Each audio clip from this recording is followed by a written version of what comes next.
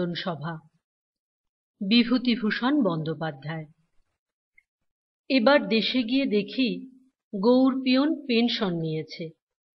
কতকাল পরে? বহুদিন বহুদিন। বায়ুমণ্ডলে যখন প্রজ্বলন্ত উল্কা ছুটে চলে, তখন গোটা ফটোগ্রাফ প্লেটটা সে 1 সেকেন্ডে পার হয়ে যায়। কিন্তু 6 ঘন্টা কি 7 ঘন্টা ঠায় আকাশের দিকে ক্যামেরার মুখ ফিরিয়ে রাখলেও নীহারিকা এক চুল নড়ে না। গৌর পিয়ন অর্থাৎ গৌরচন্দ্র হালদার জেলে আমাদের জীবনে সেই বহু দূরবর্তী নীহারিকার মতো অনড় ও অচল অবস্থায় এক ডাকঘরে এক ডাকের ব্যাগ ঘাড়ে 35-36 বছর ডাকঘর করার কাজ করে আসছে। মধ্যে 3 বছরের জন্যে সে কেবল কোটচাঁদপুর গিয়েছিল, তাও তার মন সেখানে টেকেনি। ওভারসিয়ারের কাছে কান্নাকাটি করে আবার চলে এসেছিল আমাদের এই ডাকঘরে। 1912 সালের 7ই জুলাই সে প্রথম ভর্তি হয়েছিল এখানকার ডাকঘরে।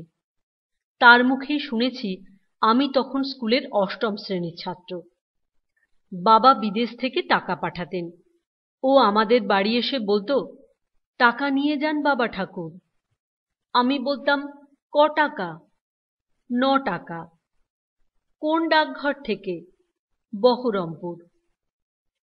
একবার এক বুড়ো পিয়ন আমাদের গাঁয়ের বিটে বদলি হলো। গৌর পিয়নের পড়ল অন্য বিট। বুড়ো বাড়ি এসে আগেই বলতো, কঠর নিয়ে এসো। সরা কঠর দেবে না, আচ্ছা কঠর নিয়ে এসো, খাবো। তার নাম পাঁড়েজি, হিন্দুস্থানি ব্রাহ্মণ। অনেক দিন এদিকে ছিল। অমনি ধারা বাংলা বলতো। কিন্তু তার দোষ ছিল, দূরের গায়ে চিঠি থাকলে হাঁটবার ভয়ে যেত না। একবার বাঁওড়ের ধারের ঝোপ থেকে এই রকম অনেক চিঠি কুড়িয়ে পাওয়া যায়। বুড়ো পাঁড়েজির নামে নালিশ গেল ওপরে, তাকে এখান থেকে বদলি করে দিলে। গৌর পিয়ন এলো এরই পরে। সেই থেকেই ও এখানে আছে, মাত্র 3 বছর ছাড়া। গৌর পিয়ন 3-4 বছর কাজ করবার পরই আমি গ্রাম ছেড়ে চলে গেলাম। পুনরায় ফিরলাম দীর্ঘ 18 বছর পরে। সেই দিনই বিকেলে দেখি গৌর পিয়ন চিঠি বিলি করতে এলো আমাদের বাড়ি। সত্যি আমি অবাক হয়ে গেলাম। আমি আশা করিনি এতকাল পরে সেই বাল্যের গৌর পিয়ন পুরনো দিনের মতো চিঠি বিলি করতে আসবে। গৌর উঠোন থেকে রোয়াকে উঠে এসে বললে, প্রাতঃ পেন্নাম বাবা ঠাকুর। গৌর যে, ভালো আছো? এখনো তুমি এখানে ডাক বিলি করছো? আপনাদের আশীর্বাদে একরকম চলে যাচ্ছে বাবা ঠাকুর। বাড়ি ঘর আপনার একেবারে নষ্ট হতে বসেছিল যে না থাকার জন্যে। গৌর কিন্তু অবিকল সেই রকম আছে। বয়স 60-এর কাছাকাছি হলো হিসেব মতো। গভর্নমেন্টের খাতায় যে বয়সেই লেখা থাকুক না কেন, মাথার একটি চুলও পাকেনি। তবে সামান্য একটু কুঁজো হয়ে পড়েছে। গলায় তুলসীর ত্রিকণ্ঠী মালা বার্ধক্যের একমাত্র সুস্পষ্ট চিহ্ন। কতদিন চাকরি হলো গৌর কাকা? তা 31-32 বছর। রোজ কখানা গাঁ বেড়াতে হয়? 5-6খানা গাঁয়ে বিট থাকে রোজ। 5-6 ক্রোশ হাঁটতে হয় দৈনিক। জলে কাদায় হানিভাঙা, দুগ্গপুর, সরভোগ, ডেকাটি এসব জায়গায় যেতে বড্ড কষ্ট। পা হেজে যায়, পাঁকুই হয়। কতদিন পরে ওকে ডাক বিলি করতে দেখে এমন এক আনন্দ হলো। এতদিন পরে দেশে এলাম। বাইরের জগতে কত পরিবর্তন ঘটে গেল। আমার নিজের জীবনেও কত কি ওলটপালট হলো। কিন্তু সেই পুরাতন গ্রামে ফিরে এসে দেখি সময় এখানেও অচঞ্চল। বাঁশ আম্বনের ছায়ায় ছায়ায় পুরাতন জীবন সেই রকমই বয়ে চলেছে। গৌর পিয়ন সেই পুরনো দিনের মতোই চিঠি বিলি করছে। গৌর পিয়ন রোজ আসে, রোজ খানিকটা বসে গল্প করে। কোনোদিন একটা নারকোল, কোনোদিন বা একটা কাঁঠাল চেয়ে নিয়ে যায়। মাস 8-9 সেবার বড় আনন্দেই কেটেছিল গ্রামে। তারপরে আবার চলে যেতে হলো বিদেশে। কাটল সেখানে কয়েক বছর। এইবার আষাঢ় মাসে দেশে ফিরে এলাম আবার। এসে দেখি বাড়ির কিছিরিই হয়েছে, না থাকলে যা হয়। কয়েক বছরের বর্ষার জলে পুষ্ট হয়ে আগাছা জঙ্গল বাড়ির ছাদ পর্যন্ত নিবিড় ঝোপের সৃষ্টি করেছে। সিমেন্ট উঠে গিয়ে রোয়াকে কাঁটা নোটে জঙ্গল গজিয়েছে। ঘরের মধ্যে কড়ি কাঠে মৌমাছিরা চাক বেঁধেছে। কলা বাদুড় কড়িতে বর্গাতে ঝুলছে। চামচিকে নাদি 2 ইঞ্চি পুরু হয়ে জমেছে মেঝের ওপর। পরদিন সকালে গৌর পিয়ন চিঠি বিলি করতে এলো। এসে সে বললে, আজই আমার চাকরির শেষ দিন বাবা ঠাকুর। বাড়ি এসেছেন, তবুও শেষ দিনটা আপনাকে চিঠি দিয়ে গেলাম। আজই শেষ দিন? আজই বাবা ঠাকুর। 35 বছর 3 মাস পূর্ণ হলো। আর কতদিন রাখবে গভর্নমেন্ট? বসো, একটা পাকা আনারস নিয়ে যাও। বাঁশবাগানে জংলি আনারস অনেক হয়ে আছে, বেশ মিষ্টি। গৌর কিছুক্ষণ বসে গল্প করে চলে গেল। পরদিনও দেখি সে ডাক ব্যাগ ঝুলিয়ে চিঠি বিলি করে বেড়াচ্ছে, সঙ্গে একজন ছোকরা বয়সের পিয়ন। বললাম, কি গৌর, আজ আবার যে?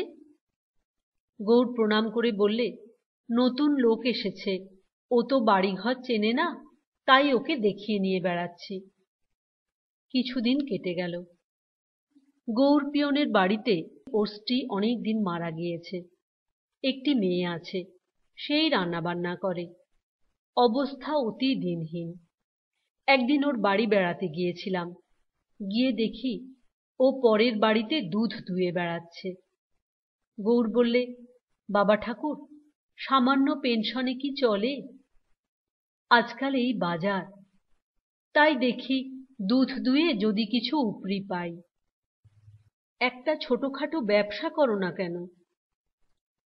বাবা ঠাকুর, যথেষ্ট বয়স হয়েছে, হাতে টাকা পয়সাও নেই যে ব্যবসা করব। এই রকম করে আপনাদের আশীর্বাদে একরকম চলে যাবে। সত্যিকার দীনতা মাখা মুখ ওর। দীনতা যদি বৈষ্ণব সুলভ গুণ হয়, তবে ও একজন খাঁটি বৈষ্ণব। তারপর একটি মজার ঘটনা ঘটে গেল। ব্যাপার এই, মহকুমা হাকিম বদলি হয়ে যাচ্ছেন। তার বিদায় অভিনন্দনের সভায় আমার ডাক পড়ল। খুব বক্তৃতা ও প্রচুর জলযোগের আয়োজন ছিল সেখানে। এমন সহৃদয় রাজকর্মচারী জীবনেও নাকি কেউ দেখেননি। তিনি মহকুমার যে উপকার করে গেলেন, এখানকার অধিবাসীরা কখনো তা বিস্মৃত হবে না। কি উপকার? আজকের দিনটি ছাড়া কারো মুখে এতদিন সেই মহৎ উপকারের বার্তা শোনা যায়নি। কেন? বীরেনবাবু বক্তৃতা করতে উঠলে কানে কানে বললাম, আর কেন বেশি কথা খরচ করেন অস্তগামী সূর্যের পিছনে? সংক্ষেপে সারুন। লুচি ঠান্ডা করেন কেন অকারণে? বিদায়ী মহকুমা হাকিম তাঁর বক্তৃতায় বললেন, তিনি এই মহকুমার জন্যে বিশেষ কিছু করেননি। খাঁটি সত্যি। তাঁর বন্ধুরা তাঁকে স্নেহ করেন বলেই এত ভালো উক্তি তাঁর সম্বন্ধে করলেন। মিথ্যে কথা হয়ে গেল। স্নেহ করেন বলে নয়। তিনি এখানকার কথা কখনো ভুলতে পারবেন না, ইত্যাদি। সেখান থেকে ফেরবার পথে বারবার মনে হলো এসব বিদায় অভিনন্দন ব্যাপারটা আগাগোড়া মিথ্যে ও অসার। মহকুমা হাকিমকে তোষামোদ করতে হবে বলেই এর আয়োজন। আমি গৌর পিয়নকে অভিনন্দন দেব না কেন? সত্যিকার সমাজসেবক সে। 35 বছর ধরে গ্রামে গ্রামে চিঠি বিলি করে এসেছে, জলঝড়কে তুচ্ছ করে। শীত মানেনি, গ্রীষ্ম মানেনি। বিনয়ের সঙ্গে, দীনতার সঙ্গে। মুখে কখনো একটা উঁচু কথা শোনা যায়নি তার। গ্রামের তরুণ সংঘের ছেলেদের কাছে কথাটা পারতেই তারা তক্ষুনি রাজি হয়ে গেল। সংঘের কর্মী নিতাই বললে, খুব ভালো কথা কাকা, নতুন জিনিস আমাদের দেশে। বিনয় আর একজন ভালো কর্মী, সংঘের সেক্রেটারি। তার খুব উৎসাহ দেখা গেল এতে। সে বললে, রসিক চক্রবর্তী দারোগাকে আমরা ও বছর অভিনন্দন দিয়েছি কাকা, ৭২ টাকা চাঁদা তুলে। আপনি জানেন না, সে অতি ধড়িবাজ লোক ছিল, ঘুষ খেত দুতরফ থেকেই। তাকে যখন অভিনন্দন দিয়েছি। সে সভার সভাপতি কে ছিল? বরেন দাঁ, ইউনিয়ন বোর্ডের প্রেসিডেন্ট। ওই যার দোকান? আজ্ঞে। যে এ বাজারে কাপড়ের চোরা বাজারে লাল হয়ে গেল, সে একাই ২৫ টাকা চাঁদা দিয়েছিল। দেবেই তো, দারোগার সঙ্গে ভাবনা থাকলে চোরা বাজার হয় কি করে? সন্ধ্যার সময় তরুণ সংঘের কর্মীরা এসে জানালে কাজ তারা আরম্ভ করে দিয়েছে।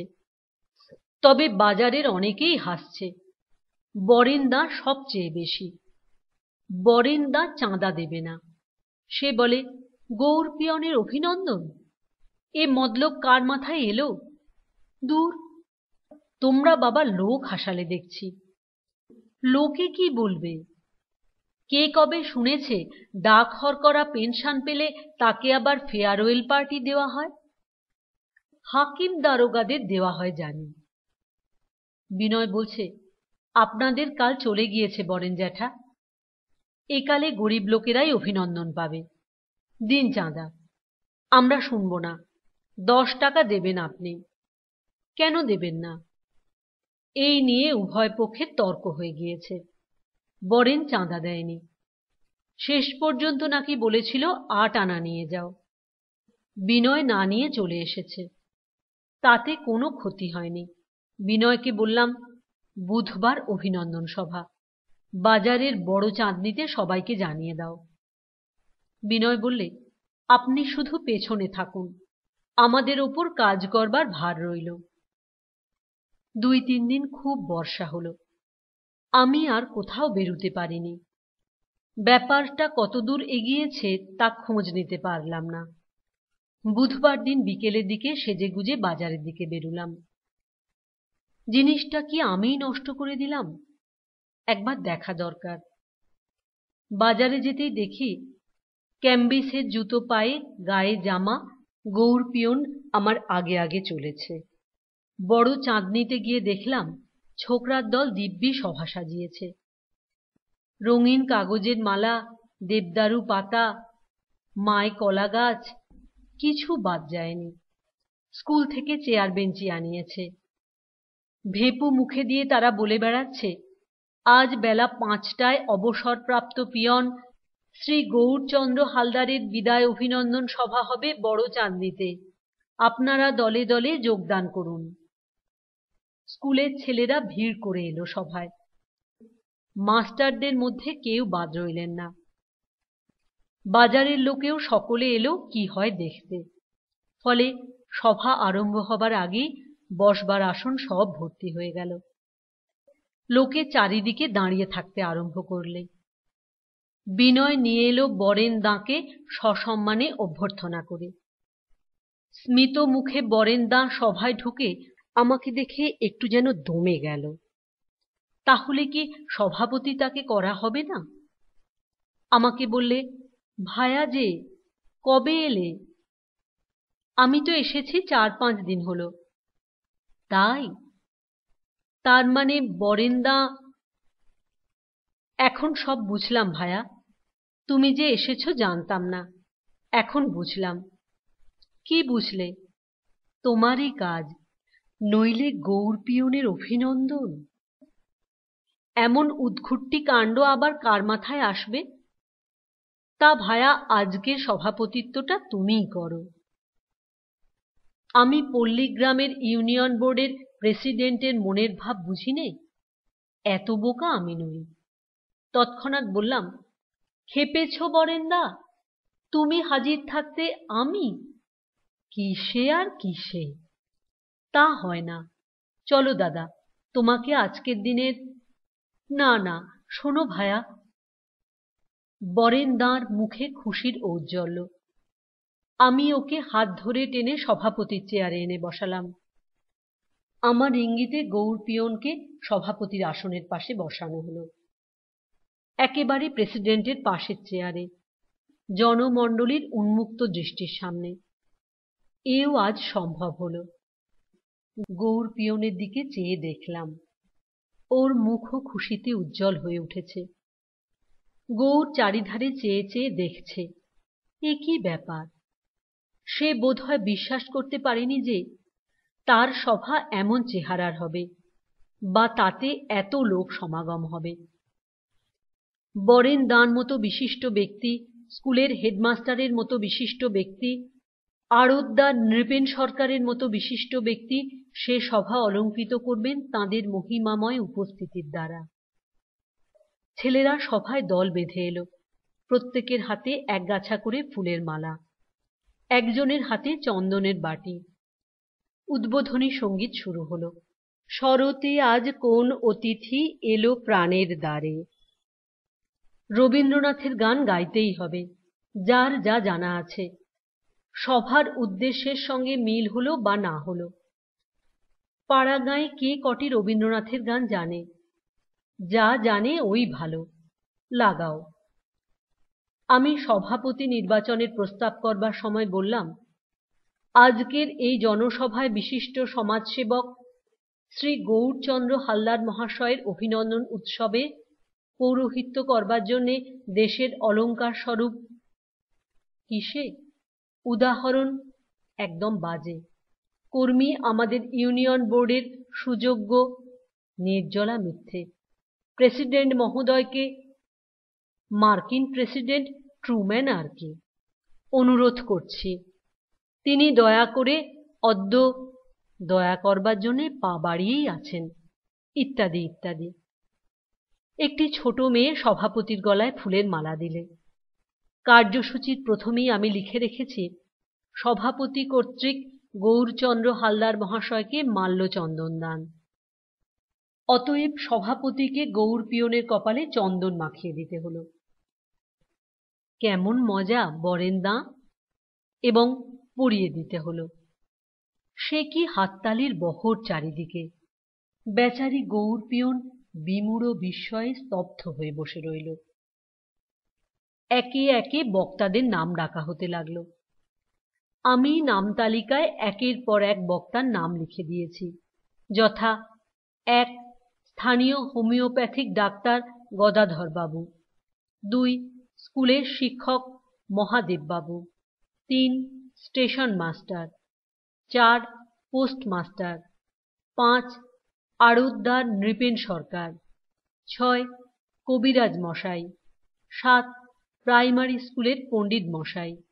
8. চামড়ার খটিওয়ালা রজব আলী বিশ্বাস। 9. বস্ত্র ব্যবসায়ী রামবিষ্ণু পাল। 10. আমি। 11. সভাপতি। এদের মধ্যে অনেকে সভায় বক্তৃতা কখনো দেয়নি। সভায় দাঁড়িয়ে উঠে মুখ শুকিয়ে গলা কাঠ হয়ে চোখে সর্ষের ফুল দেখে বক্তারা কিছু বলবার না পেয়ে গৌর পিয়নকে একেবারে আকাশে তুলে দিলে। না, গদাধর ডাক্তার মন্দ বললেন না। মহাদেব বাবু বৃদ্ধ হলেও শিক্ষিত ব্যক্তি, মোটামুটি গুছিয়ে 2-4 কথা যা হোক একরকম হলো। স্টেশন মাস্টার হাত পা কেঁপে অস্থির। পোস্টমাস্টার খুব ভালো বললেন, তবে অনভ্যাসের দরুন একটু বাড়াবাড়ি হয়ে গেল। বক্তৃতা শেষে তিনি ঝোঁকের মাথায় একেবারে ছুটে এসে, ভাইরে গৌর, আজ আর তুমি ছোট আমি বড় নই, আজ তুমি আমি ভাই, বলে একেবারে নিবিড় আলিঙ্গনে গৌর পিয়নকে বুকে জড়িয়ে ধরলেন। দস্তুর মতো সিন যাকে বলে। লোকে মজা দেখে খুব হাততালি দিয়ে উঠল। তারপরই আড়তদার নৃপেন সরকার। বেচারি অত হাততালির পরের বক্তা। জীবনে সর্বপ্রথম তিনি সভায় 10 জনের উৎসুক দৃষ্টির সামনে দাঁড়িয়েছেন। বেচারি প্রথমেই বলে ফেললেন, আমরা একজন মহাপুরুষের বিদায় উৎসব সভায় একত্র হয়েছি। যাকে বলা হচ্ছে সে পর্যন্ত অবাক হয়ে গেল। কবিরাজ মশাই সংস্কৃত শ্লোক টোক আবৃত্তি করে সভাটাকে কুশণ্ডিকার আসর করে তুললেন। মানুষের মধ্যে ব্রহ্ম বাস করে, অতএব গৌর পিয়ন ছোট কাজ করত বলে ছোট নয়, সেও ব্রহ্ম। উপনিষদের ঋষিদের তপবনের এই আবহাওয়া বইয়ে দেবার পরে প্রাইমারি স্কুলের পণ্ডিত বেচারি মহা ফাঁপড়ে পড়লেন। কিন্তু তার চেয়েও ফাঁপড়ে পড়ল চামড়ার খটিওয়ালা রজবালি বিশ্বাস। স্কুলের পণ্ডিত ভালো মানুষ লোক, ইউনিয়ন বোর্ডের প্রেসিডেন্টের গুণ ব্যাখ্যা করে বক্তৃতা শেষ করলেন।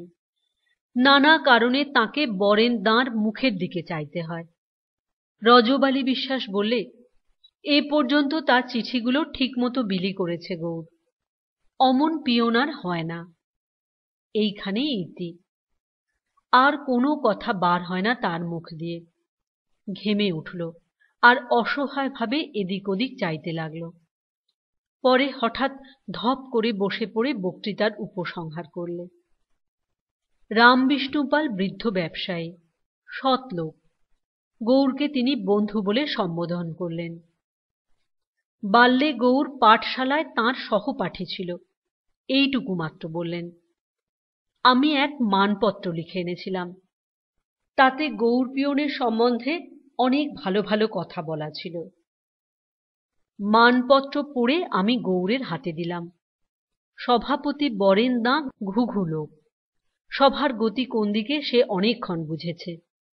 সভাপতির অভিভাষণে সে গৌর পিয়নের এমন সব গুণের বর্ণনা করে গেল যা সম্পূর্ণ কাল্পনিক।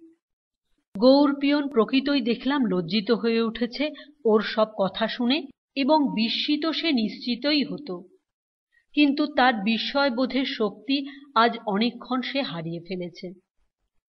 গৌর পিয়ন কিছু বলতে উঠে ঝরঝর করে কেঁদে ফেললে। শুধু সে হাত জোড় করে সভার সকলের দিকে চেয়ে 2-3 বার বললে, বাবুরা, বাবুরা। তারপর সবাইকে করজোড়ে বারবার প্রণাম করে সে ধপ করে বসে পড়ল। এবার সভা ভঙ্গ হবে।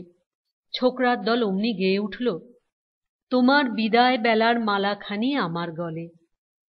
না, রবীন্দ্রনাথের গান চাই। বিনয়কে বললাম, খাইয়েছ? চাঁদনির পাশে হরিময়রার দোকানে হাত ধরে গৌর পিয়নকে নিয়ে যাওয়া হলো। গেল সে চলে যাচ্ছিল বাড়ির দিকে। আমিও গেলাম ওর পেছনে পেছনে। তা ছেলেরা আয়োজন করেছে ভালো, 2টো ফজলি আম, দই, সন্দেশ, নিমকি। বড় রাজভোগ যে কটা পারে গৌর খেতে। খেয়ে কি খুশি বেচারি, চোখে তার প্রায় জল এসে গেল। আবার আমার দিকে চেয়ে এসে বললে, এমন দিনটা যে হবে তা ভাবিনি। সব আপনার কাণ্ড, আমি তা বুঝেছি। কি খাওয়াটাই খাওয়ালেন, কি ভালো কথাই বললেন আমার সম্বন্ধে, বড্ড গুরুবল আমার। বললাম, খুশি হয়েছ গৌর? ওই যে বললাম বাবা ঠাকুর, এমন ধারা দিনটা যে আমার আসবে তা। ওর গলায় এখনো সেই ফুলের মালা।